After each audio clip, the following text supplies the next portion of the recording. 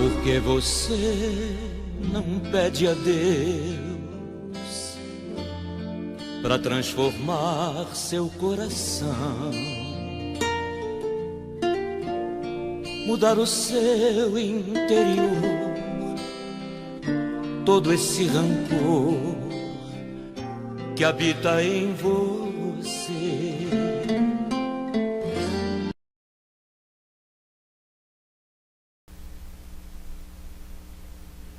Olá, meus queridos irmãos internautas, vos saúdo com a paz gloriosa de Jesus Cristo. Lição 13 da editora Betel. Aqui quem vos fala é o pastor Jonias.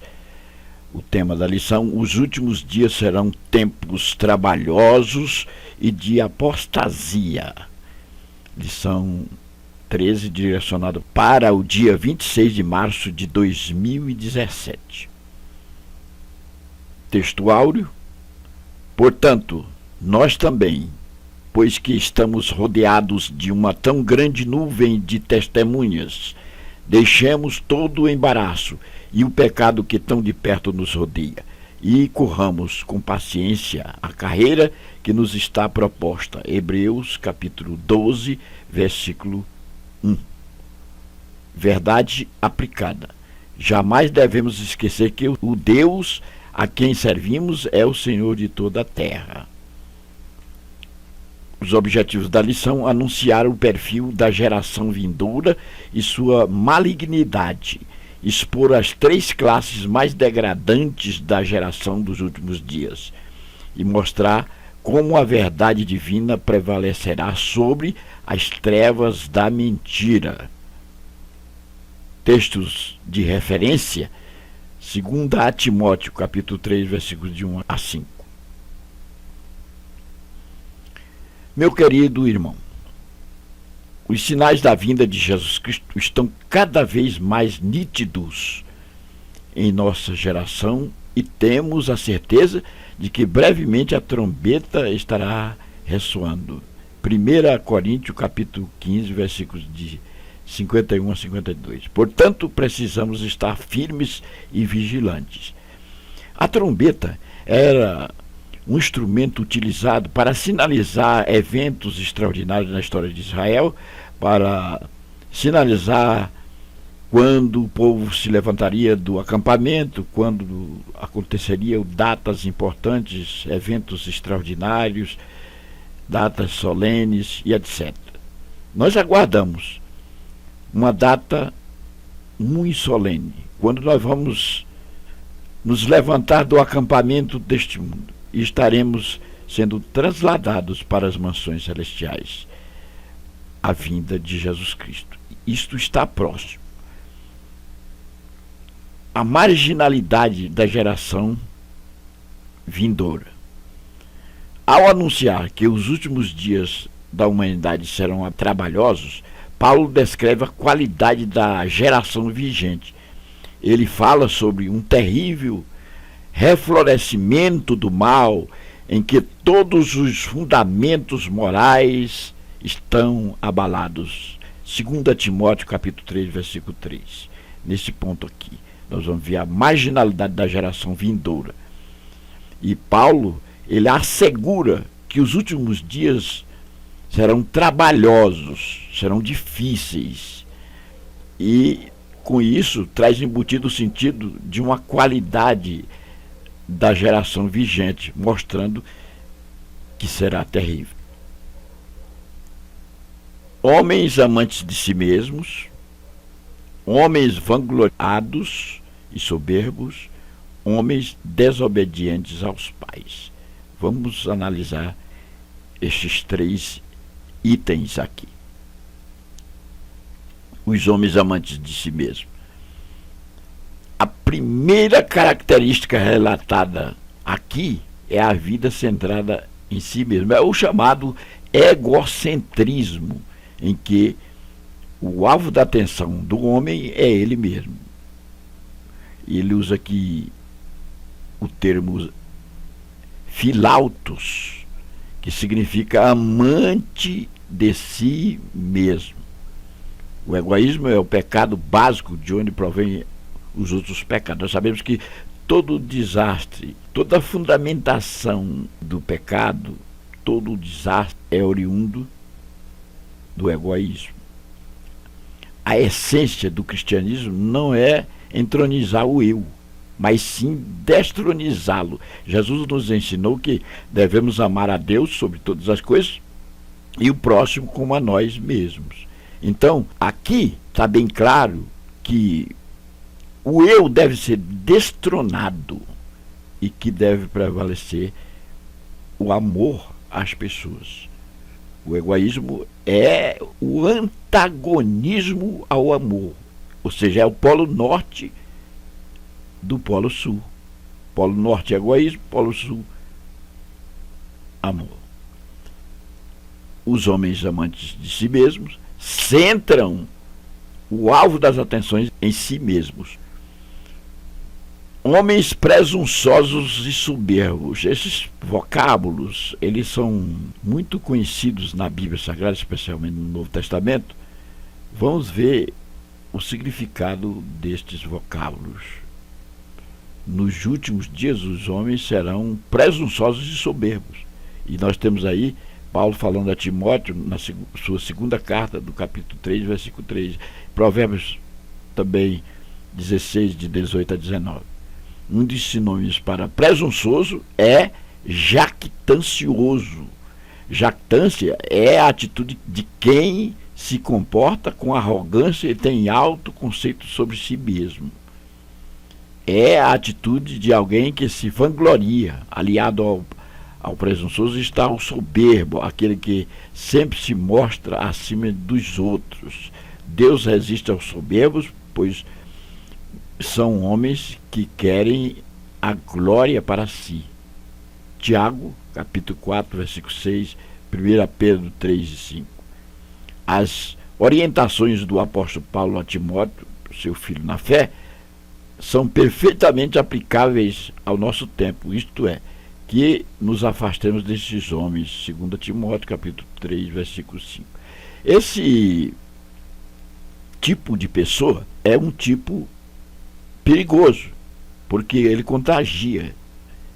Essa filosofia de se apresentar superior às demais pessoas, se mostrar que é mais importante, querer o primeiro lugar, é um comportamento medíocre e pode trazer consequências sinistras no mundo espiritual, porque os presunçosos e soberbos não vão herdar o reino dos céus.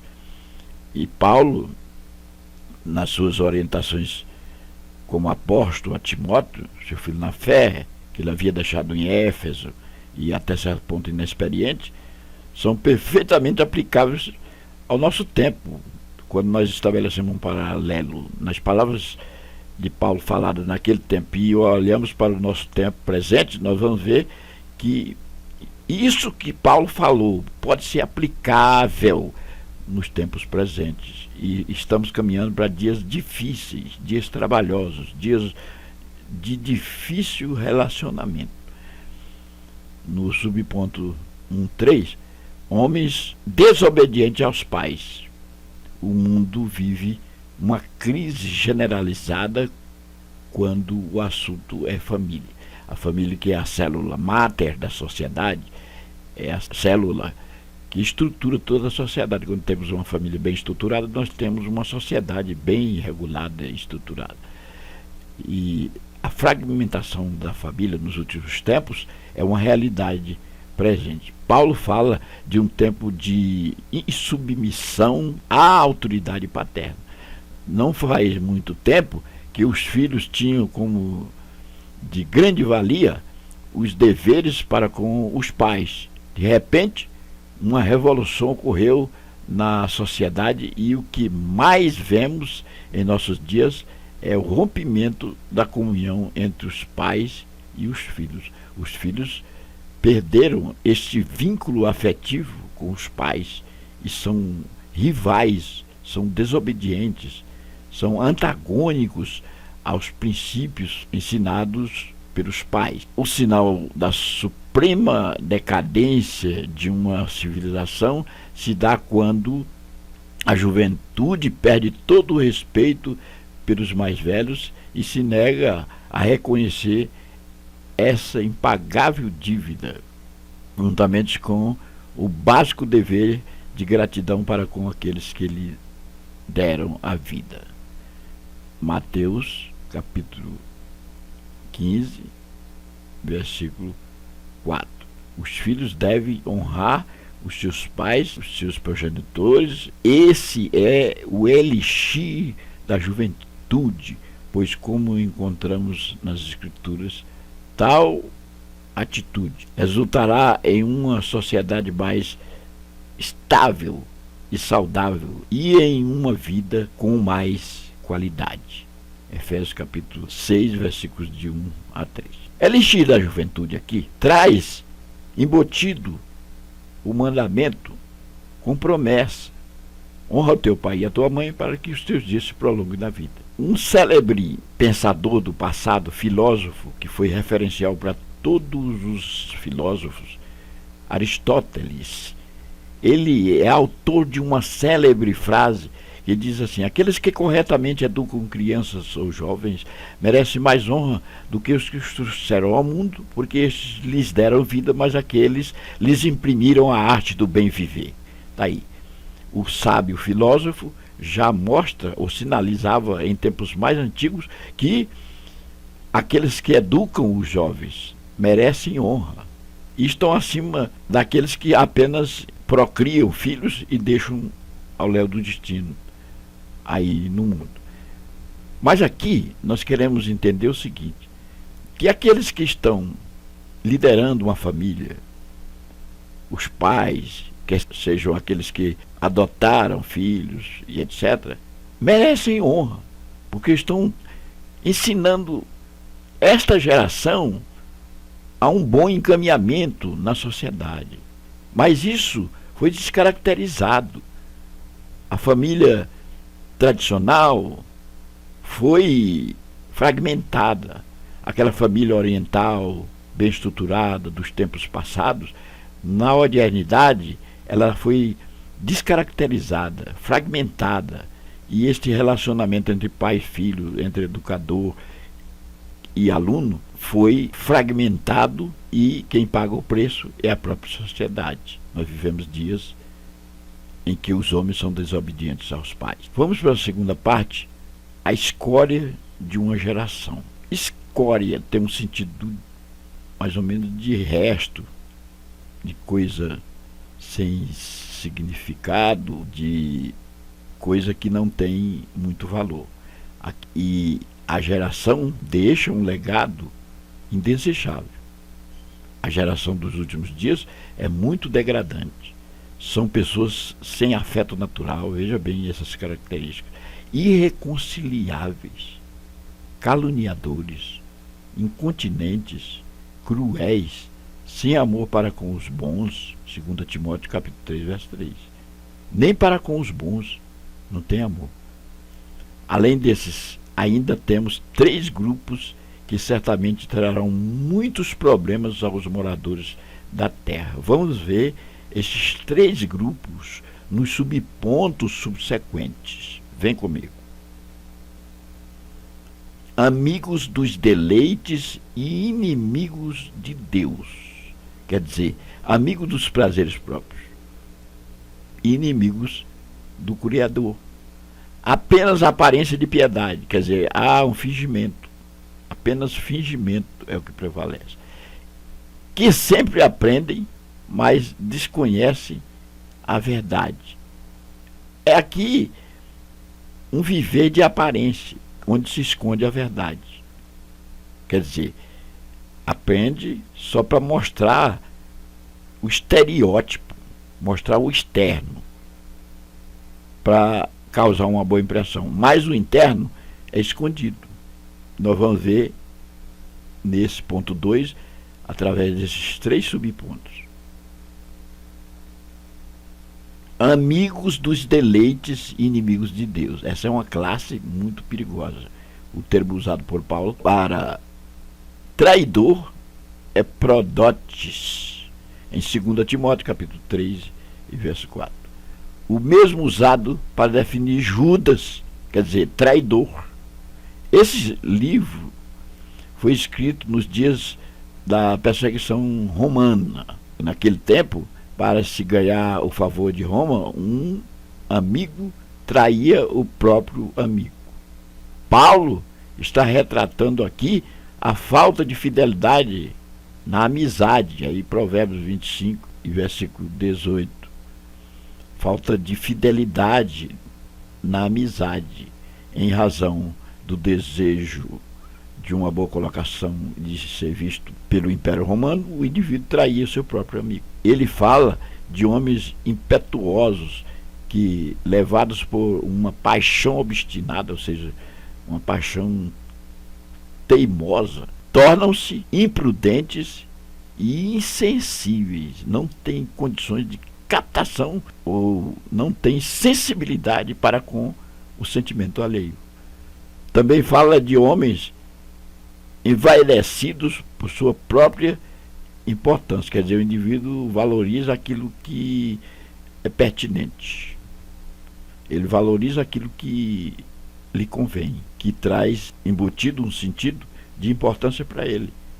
Paulo não está se dirigindo aos de fora, ele está traçando um perfil de pessoas aparentemente cristãs, 2 Timóteo capítulo 3, versos de 7 a 8. Aqui não se trata de pessoas lá do mundo, mas pessoas da igreja, pessoas que se dizem cristãs e que estão caracterizadas e categorizadas nessa classe de pessoas perigosas. Os amigos dos deleites, ou seja, dos prazeres, e inimigos de Deus. No segundo, apenas aparência de piedade. Devemos ter em mente que aproximar-se de Deus é estar pronto para experimentar uma revolução pessoal através do poder de Jesus Cristo. Hebreus 4:12. Aqui está falando da regeneração. Quando nós nos aproximamos de Cristo, nós passamos por um processo da salvação, que é a regeneração, que é a mudança radical do indivíduo. Ele é mudado radicalmente. Ele não pode viver apenas de aparência, mostrar uma coisa, mostrar que é santo, mostrar que é cheio de amor, sem ter o devido respaldo no interior. Apenas aparência de piedade. O que nós vemos hoje nas igrejas, muitos que se dizem pastores, que estão arrebanhando e conseguindo persuadir pessoas para suas fileiras, são pessoas que mostram o estereótipo apenas. Elas aprendem, sabem que devem se comportar, se comportam apenas do ponto de vista exterior para impressionar aqueles que estão à sua volta e atrair as pessoas para o seu grupo. Mas no interior existe uma disparidade muito grande do estereótipo para o interior. É por isso que muitos fazem de uma quantidade de pessoas uma massa de manobra. Elas apenas mostram a aparência de piedade.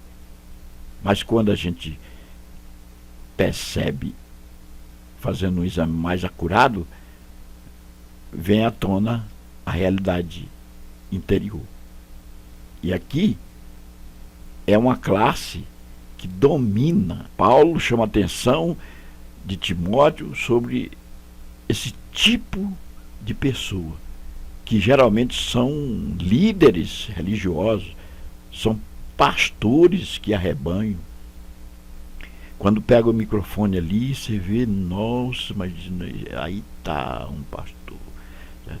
Mas ele tem apenas a aparência de piedade, ele não visita ninguém, ele não tem um carinho, não tem um amor, é insensível aos sentimentos alheios. Quando na doença ele não se aproxima, quando a pessoa está lá no leito da enfermidade, ele profere palavras de juízo sobre essa pessoa, dizendo que está na enfermidade porque deixou de vir à igreja, então ele usa certas realidades como arma de repressão. Ele usa a espiritualidade como arma de repressão e revela o seu interior desprovido da piedade genuína. Mas na aparência, você acha que é alguém muito especial. Olha aí, que sempre aprendem, mas desconhecem a verdade. Quer dizer, em resumo, esse tópico aqui está falando que você mantém sempre uma aparência.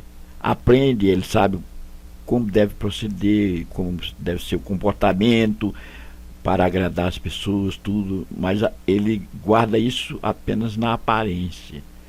Uma certa pessoa me disse, certa feita, disse: quer conhecer tal pastor? Você vem e fica de trás da parede, aí pelo menos umas 2 horas e você vai saber quem é esse pastor. E se tratava da esposa dele, falando assim. Então, na igreja tem uma aparência. Ele sabe como deve se comportar. Ele sabe que as pessoas estão olhando para ele. Ele sabe que ele é modelo. Ele sabe que ele é paradigma. Ele sabe que ele é especial diante das pessoas, que ele é como um espelho. Então ele procede, mas desconhece a verdade. Quer dizer, na hora de praticar, ele pratica outras coisas que estão divorciadas do comportamento verdadeiro, genuíno do Evangelho de Cristo. Vamos para a terceira parte. Resplandecendo em meio à corrupção. Olha, meus irmãos, aqui é algo muito sério. No texto de Filipenses 2:15, Paulo diz que devemos resplandecer como astros no meio de uma geração corrompida, mesmo que sejamos ostentados a agir de maneira pessimista diante dos desvarios da geração vigente.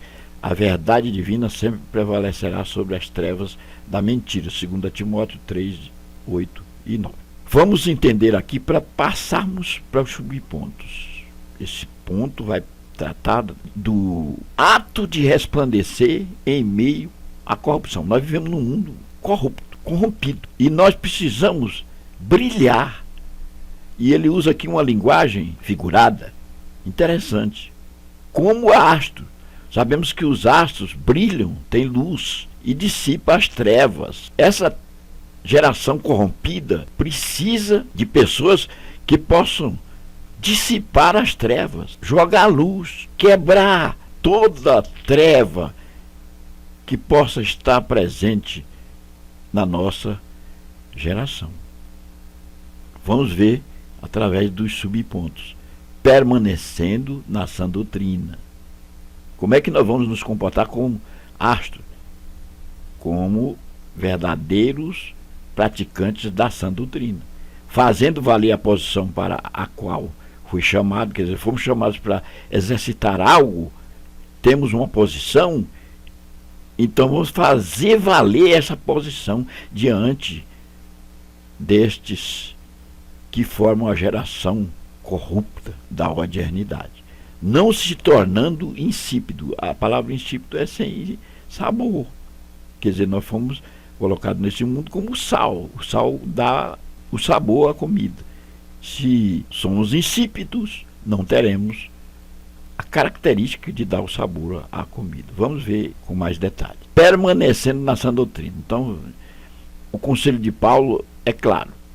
Permaneça firmado na palavra de Deus. 2 Timóteo 3:14 e 15. Ventos fortes não podem abalar os alicerces de um prédio fortificado. Veja que Paulo diz: procura apresentar-te a Deus aprovado, como obreiro que não tem de que se envergonhar, que maneja bem a palavra da verdade. Permanecer na sã doutrina. Permanecer na palavra de Deus. Por quê? O povo de Deus se perde.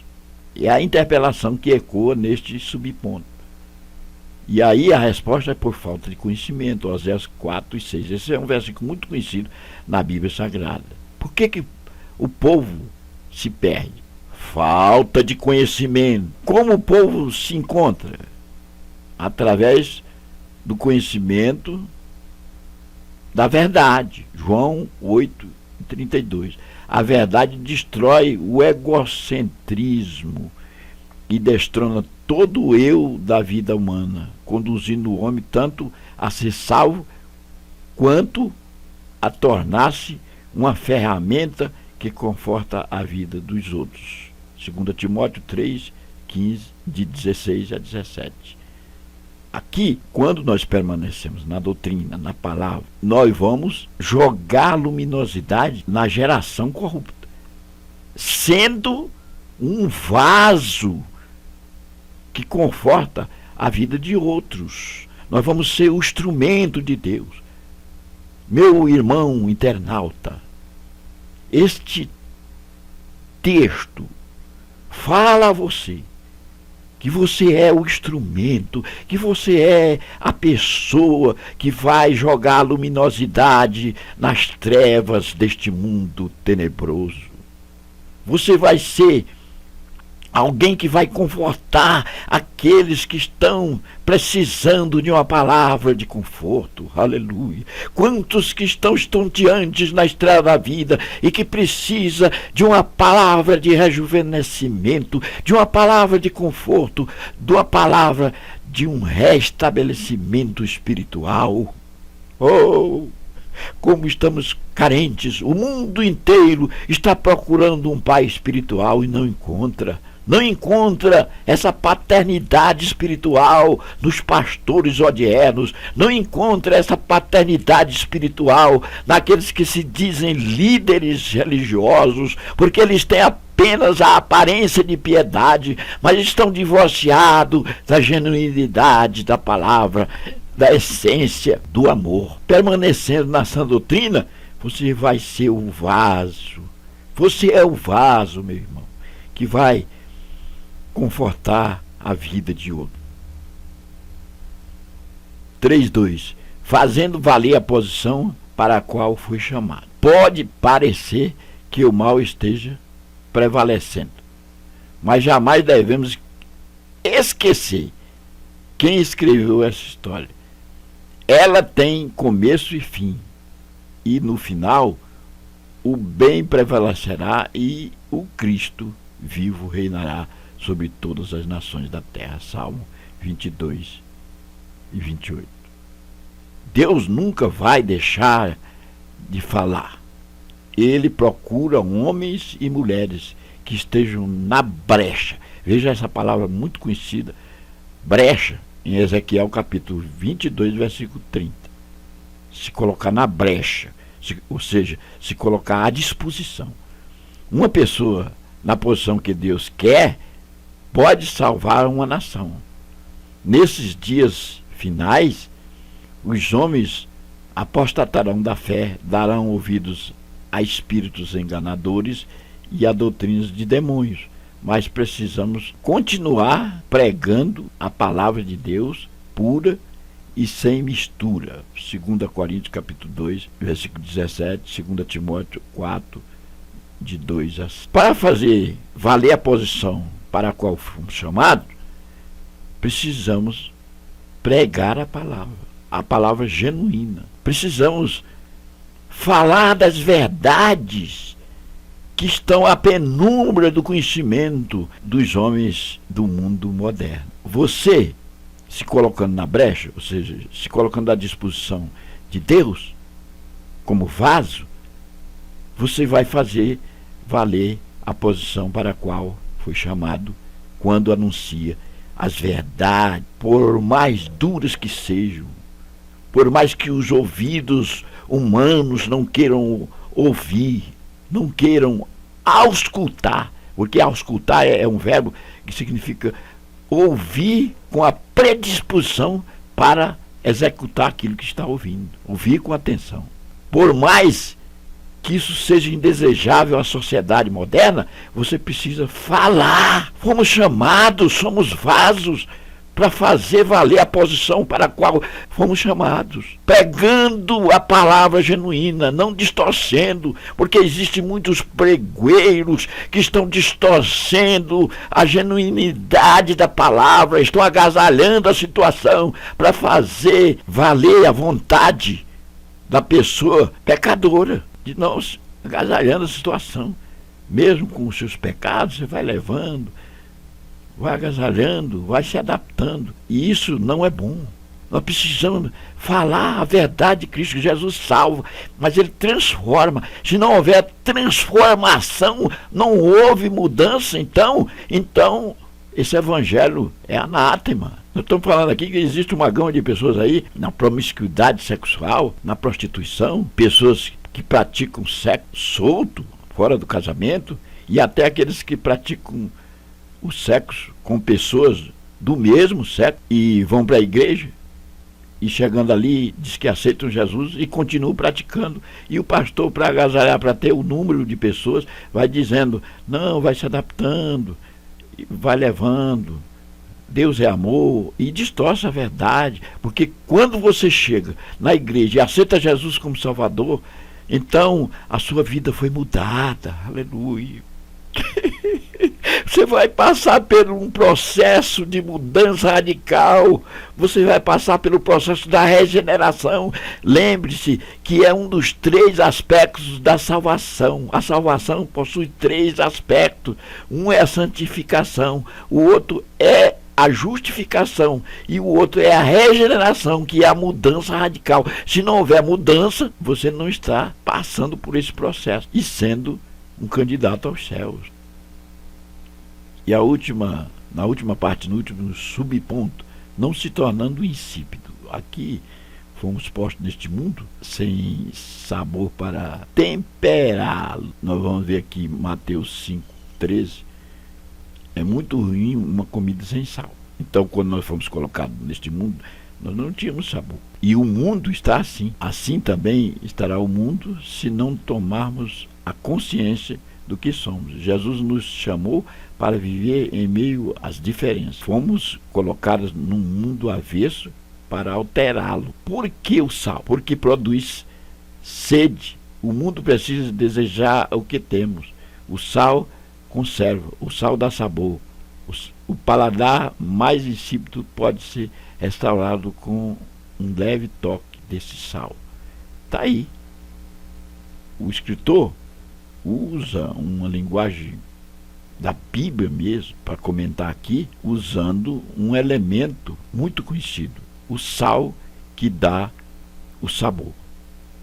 O sal tempera a comida. Glorificado seja o nome do Senhor para todo sempre. Meu caríssimo internauta, nesses últimos dias precisamos estar atentos aos sinais e sempre prontos a enfrentar os desafios de nossa geração.